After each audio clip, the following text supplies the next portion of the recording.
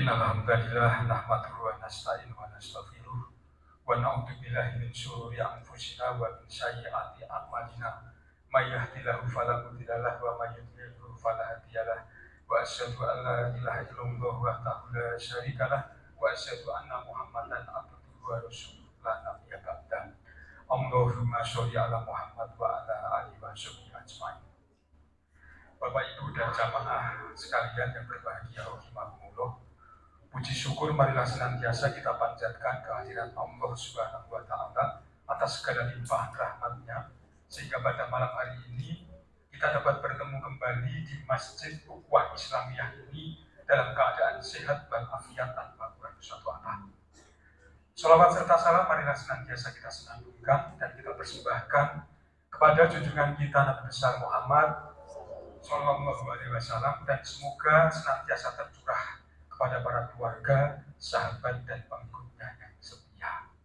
Amin. Bapak Ibu sehat ya? Maksimal ceramah 15 menit. Asik. Jadi ceramah itu kita sebenarnya panjang marah itu blenger. Sing ceramah yang blenger, sing ngomong yang blenger. Jadi ceramah itu ada rasa suwi-suwi. Tadi saya masuk ke sini sudah diabani oleh pengurus takmir. Mas, Pak, nanti sudah ada imamnya tersendiri. Alhamdulillah. Pulau ini kurang sasi waktu ramai. Sudah ke dokter 4 orang. Bu dokter 4 orang ini ayu kabeh. Obatnya bedo-bedo kabeh ini orang yang ngatasi waktu pulau. Padahal sudah masuk bulan Ramadan saja.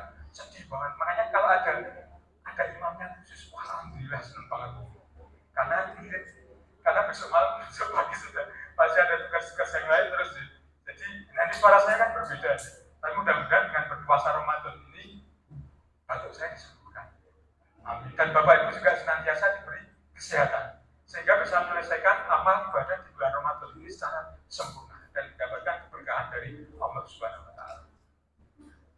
Bapak Ibu dan jamaah sekalian, kalau di awal-awal Ramadan biasanya Ustadz itu ceramahnya mesti masalah kosong. Mesti masalah yang dibahas itu masalah kosong. Makanya malam hari ini saya tidak mau membahas masalah puasa. Nanti pendengar bosan. Besok mau bahas puasa, besok puasa, bosan. Makanya ini agak beda untuk seringan saja. Yaitu pada malam hari ini saya akan mengajak Bapak dan Ibu mengkaji satu hal yang pasti terjadi pada diri kita. Yaitu apa? Sesuatu hal yang besar yang pasti akan kita alami setelah mati. Kiamat. Kiamat itu nanti kita mengalami loh, walaupun sudah meninggal tetap dibangkitkan. Gitu. Jadi rangkaian acara kiamat itu nanti kita semua rasakan. Percaya betul? Kita terus betul. Rangkaian acaranya kiamat itu soalnya banyak. Tidak hanya cuma sepisan itu tidak, tapi rangkaiannya banyak dan panjang. Dan kita semua baik yang sudah meninggal atau yang belum pasti akan menang. Dalam surat An-Nazi'at ayat 34 dan 35 Allah Subhanahu wa Ta'ala berfirman, A'udzubillahi minasyaitonir rajim, Bismillahirrahmanirrahim. Fa idza ja'atit tamatil kubra yauma yadzakarul insanu masya'a. Apabila malapetaka besar berupa kiamat itu datang, maka seluruh umat manusia akan teringat dengan seluruh perbuatan yang pernah dia lakukan. Jadi, kalau kiamat itu besok terjadi, ini penting. Ada 3 hal paling tidak yang akan kita alami. 1, ketika kiamat nanti tiba, kita sebagai umat manusia akan menghadapi pengadilan Allah itu seorang diri. Ijen. Walaupun di dunia ini kita punya kenalan banyak pengacara, punya pengenalan banyak lawyer. Lawyer teman kita itu soalnya dino kiamat orang bakal gelem ngewangi sama dhewe. Walaupun kita di dunia ini punya banyak harta yang bisa membayar lawyer yang sangat hebat seperti Hotman, Sitompul, Hotman Paris dan sebagainya. Sesuk ning dino kiamat itu dheweke dibayar pira-pira ora gelem ngewangi sama dhewe. Pak Hotman Paris, mbok kula dibilani sesuk nek kula swargane lakon paron kamari. Sing separuh kamari swarga di sampean, sing separuh di Kira-kira gelem mboten? Ora gelem. Walaupun kita banyak kenal para kiai di dunia yang berbuat baik dengan kita dan punya hubungan baik, yang di karo Pak Kiai, kalau itu nyuwun tulung Pak Kiai, besok di hari kiamat Pak Kiai itu tidak ada yang mau bela kita. Walaupun kita punya banyak kenalan polisi, tentara, yang biasanya sok ngewangi kalau kita ada masalah di dunia, mereka tidak ada satupun yang mau membantu kita.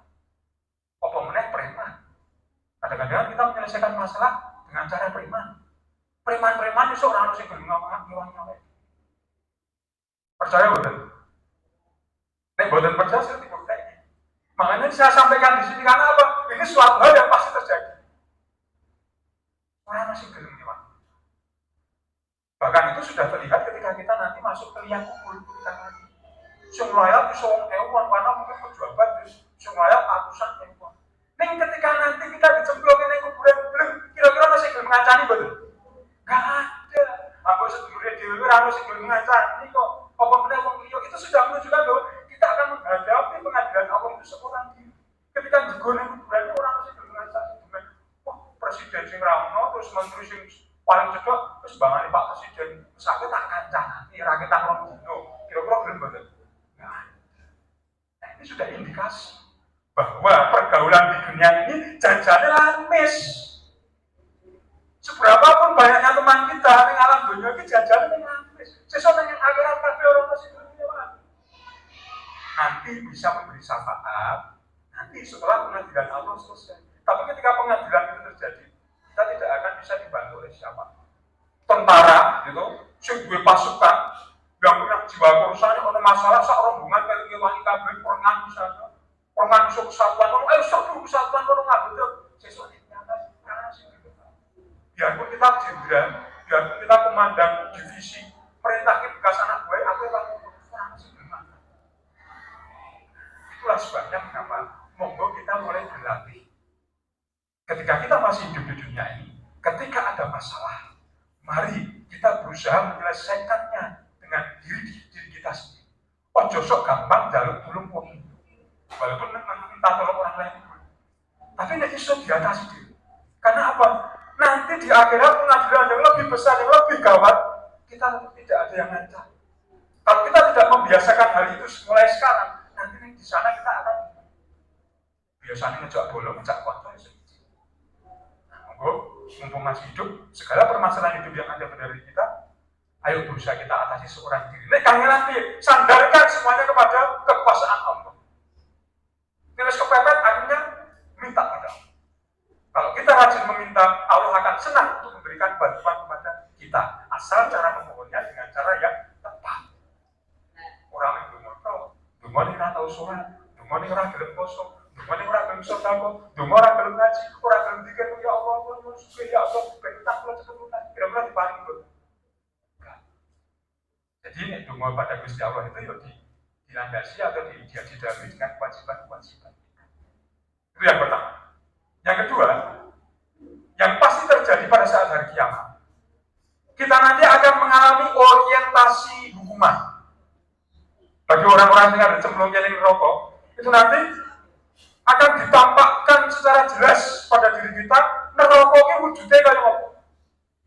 Kalau penjenengan baca Quran akhir-akhir ini, berita online dan sebagainya, mantan wali kota kita, Pak Haryadi Suyuti, setelah divonis kemudian akan dipenjara di Sukamiskin. Selama 2 minggu sampai sebulan, beliau mengalami orientasi lokasi hukuman. Jadi dikenalkan dulu dengan lokasi penjara Sukamiskin itu. Ben orang kaget. Jadi tidak langsung dicampur dengan tahanan, ning alon-alon. Dikenalke CEO situasi ini gini. Sesuk nek adus barengan karo kae. Kok ning anu rangkaiannya dibuka, gitu. Terus jam ritualan di PP, apa maksudnya dikon berjemur. Nanti masuk lagi. Nanti bergaul sak kamar di sini semuanya dikenalkan dulu supaya nanti enggak kaget. Nah, begitu juga di neraka besok. Allah juga akan memberikan orientasi kepada kita tentang apa? Tentang neraka. Nek kowe sesuk nyemplung ning neraka, kuwi kono ngono kae. Ditutuke dulu. Sebelum kita dicemplungke kalau kita memang nanti masuk neraka, diperlihatkan kepada kita situasi neraka kuwi koyo ngono kae. Siksaane koyo ngono. Nah, akibatnya apa? Kalau kita ditunjukkan tempat kita akan dihukum, kira-kira yang terjadi pada diri kita apa? Mesti gila-gila. Jadi gila-gila kok dibangun. Oh neraka itu medeni, wong ning penjara itu medeni kok. Apalagi neraka. Gila ini medeni. Maka kemudian apa yang terjadi? Ketika manusia itu ditunjukkan situasi neraka yang akan dihadapi, mereka akan berusaha menghindar dari siksaan neraka itu. Caranya bagaimana? Ayat yang ke-35 tadi, mengingat kembali kejadian-kejadian yang kita alami di dunia. Maka kita akan berusaha mencari selamat dengan mencari orang-orang yang sudah pernah memiliki persoalan dengan kita, tapi belum terselesaikan sampai kita semua sama-sama mati.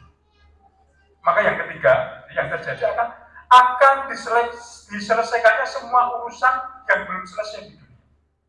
Contoh misalnya, Pak Indra itu pernah janji jajake sate Pak Bambang. Nah, pernah janji jajake sate Pak Bambang. Tapi orang lakon-lakon. Orang-orang alasan ora jelas, tapi tetap ora dilakoni. Pak Bambang harus nagih ya sungkan. Wong nagih nagih, ya kan?